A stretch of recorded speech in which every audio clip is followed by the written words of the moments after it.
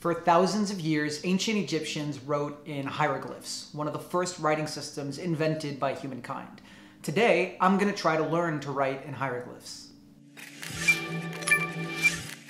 So I figured that the best way to start with this is to start by trying to write my name. So to that purpose, I printed out a hieroglyphic key, which we now have, which essentially translates the hieroglyphs and tells me what hieroglyphs make what sounds or can be used for what letters, essentially.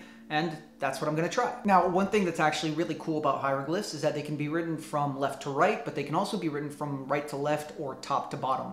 The most important thing in determining how they're meant to be read, and by extension, how you intend to write them, is that all the characters, all the images within the hieroglyphs, or the actual symbols themselves, should be facing the direction that you intend them to be read in. I'll show you what I mean. Here is my name written in Egyptian hieroglyphs, just top to bottom, with probably some of the worst depictions of Egyptian hieroglyphs ever made. I'm definitely not an artist, I'm just a writer and really interested about this part of history and this art form, ultimately. Now, in the hieroglyphic version of my name that I wrote down, all the hieroglyphs are facing to the left, which is an indication that if I had written it horizontally, you would want to read my name from left to right, because all the hieroglyphs face towards the beginning of the line. That's how you can tell the orientation. If they were facing to the right, then you would know that the line starts at the beginning, and you'd want to read the hieroglyphs from right to left. I'm just realizing now that maybe it'll be flipped on camera, and so all my hand motions might just be more confusing. So sorry if that is the case. Now, using hieroglyphs as a key to just kind of replace the letters of my name in English is fine. There's nothing really wrong with that. But if I was actually trying to write it in ancient Egyptian, it would be wrong. The written Egyptian language did not actually use vowels. It's similar to Hebrew or Arabic in that way. So my name wouldn't have any of the 3 vowels that are in it. And while it would seem like that would make it difficult to read or understand, we use those kinds of abbreviations all the time. The way that I've seen it explained is if you think of the word tomorrow, if you take out all the vowels in that word, we would probably all understand what that word was meant to be, regardless of those vowels no longer being there. So here's how my name looks now in this new version, with the hieroglyphs written without the vowels and all horizontal facing to the left. In the first line, it's still really simplistic. It's more letter for letter like it was before. But in the second line, you'll see that there's a couple differences where I've kind of looked and learned and seen that something that happens a lot in hieroglyphs is that sounds are actually combined, with 2 hieroglyphs either interacting or usually being stacked one over the other to show that the sounds in them interact. And you'll also notice that there is another new symbol at the end of the line, which is actually really important. And again, pardon like the terrible drawings. I'm definitely not an artist, a visual one at least. The last symbol is what's called a determinative, and bad drawing aside, that's meant to be a man. And this hieroglyph of a man, or sometimes of a woman, tells you that the words that came before it are a name instead of something else. So it helps you to not misconstrue the meaning of what's been written if you could make another word out of the hieroglyphs. So seeing that symbol, you know that what you've just read is a name, and it's meant to help you get to the end result of actually reading my name. Honestly, I'm pretty pleased with how this has turned out so far. According to my very amateurish translation of my English into these ancient Egyptian hieroglyphs, my name should sound just about the same in English as it would in ancient Egyptian. The sounds used to make my name, Jeremy, are sounds that were already in use in the ancient Egyptian tongue, as opposed to other names which might struggle a bit more. For example, L's were not really a used sound in the kind of older ancient Egyptian. Instead, those sounds were often replaced with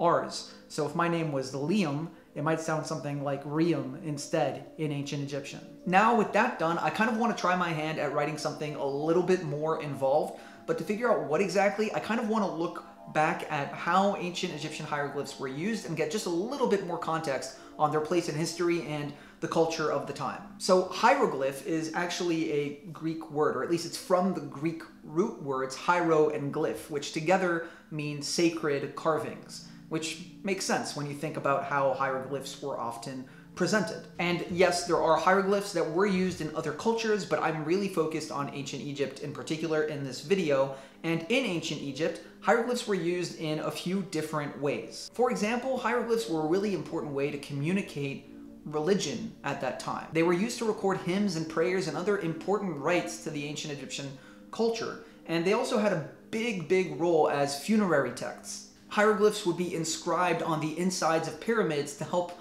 pharaohs and queens pass over safely into the afterlife and reach whatever new destination might await them there. And eventually, as coffins became more of a thing, and this ritual was expanded to include more ordinary people in ancient Egypt, they also began to inscribe hieroglyphs on coffins so that more ordinary people could also benefit from the same safe passage, the same accompaniment that it was believed these hieroglyphs would offer. They were seen again like a prayer or even a spell to help accompany these souls into the next realm. Other than that, they were also commonly used as ways of sharing knowledge. Ancient Egypt was a very learned culture with a very academic sensibility. The quote-unquote academics of that time would record their thoughts and would give instruction or exchange letters with peers through hieroglyphs, right? They would be inscribed in wood or on papyrus and sent, and in this way they were able to communicate. The last category of ways, broadly speaking, I'm sure there could be some that I'm missing, that ancient Egyptian hieroglyphs were used is the one that I'm most interested in.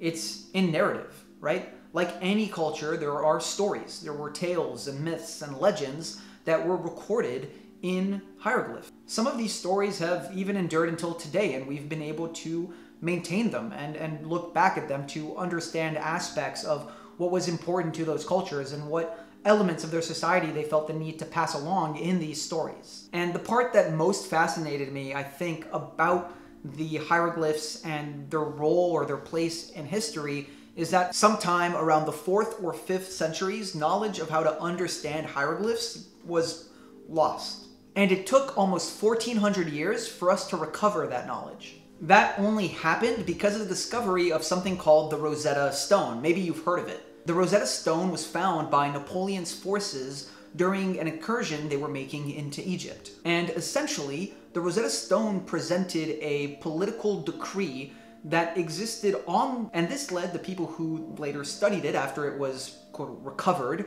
or taken, to assume that the decree that was printed, that was inscribed on this stele, must have been translated, must have been the same in each of those 3 languages. And so, being able to translate it in one language, they were then able to reverse engineer the translations into the other. And from that point began to work out the meaning of ancient Egyptian hieroglyphs. For a long time during that 1400 year spread where we just couldn't read hieroglyphs, people largely assumed that hieroglyphs just were representative. We had completely lost, or at least been blind to, the fact that it was a full written language and that these symbols had phonetic interpretations. They were much more advanced than we gave them credit for, something which is incredibly common when Western civilizations discover ancient traditions or ancient aspects of other cultures. So after doing that first bit of work that you just saw and learning about hieroglyphs, learning a little bit about how to write them, about their history, and realizing just how much I don't know about writing hieroglyphs, I was really inspired and wanted to write something inspired by what I had learned. One of the central themes that really stuck with me was this idea of lost knowledge. It's crazy to me just for how long we couldn't read hieroglyphs and had, as a culture, forgotten so many of their uses. So going off of that theme, I ended up writing a short story. Now here I am, 3 weeks later, 3 weeks have passed since I filmed that first beginning of the video, with the completed short story. You're seeing the nasty double-sided red-penned edits of the short here. The story I wrote is called Carved in Stone. It doesn't exactly deal with hieroglyphs, but if you do read it, I think you'll see a lot of the inspirations from this video come through here, and you'll see where they kind of tie together, even though the story is about something much more personal and emotional that I'm sure a lot of you will be able to relate to if you do check it out. By the time this video is up online, actually on the same day the short story will be up on my website and you'll be able to read it at the top link in the description. I am a writer, so part of the fun for me in doing these videos, doing these kinds of creative videos, is in giving myself more creative inspiration and taking on interesting different projects that I wouldn't otherwise be doing. Plus, I get to actually make more stuff that I can just quickly release and share with you, as opposed to some of the longer running projects that are going to take a little bit more time before I can actually release those. I really enjoyed making this video and writing the short story inspired by what I learned. If you'd like to see me do more creative experiments like this, then please subscribe or give me an idea, a suggestion in the comments. I think this could be really fun to do, and I do have some other plans. So hopefully if it's something you like to see, I'll just keep making more of these. I'm sure some of them I'll be able to get more involved in the actual work than with something as prohibitive as Egyptian hieroglyphs. As much as I would have loved to actually write a short story in Egyptian hieroglyphs, I think there is so much about that writing form, that writing language that I just don't know, that I think I wouldn't even really know where to begin. And I didn't want to just do a pure approximation where I took my short story that I wrote in English and then just swapped out the sounds and letters for hieroglyphs. If you start to look at actual hieroglyphs, you see that the way that they communicate narrative actually goes much, much deeper than some of what we covered in this video. So maybe that's a topic for a later time or a challenge to take on in the future. Anyways, thank you for watching. I hope you do check out Carved in Stone and let me know what you think.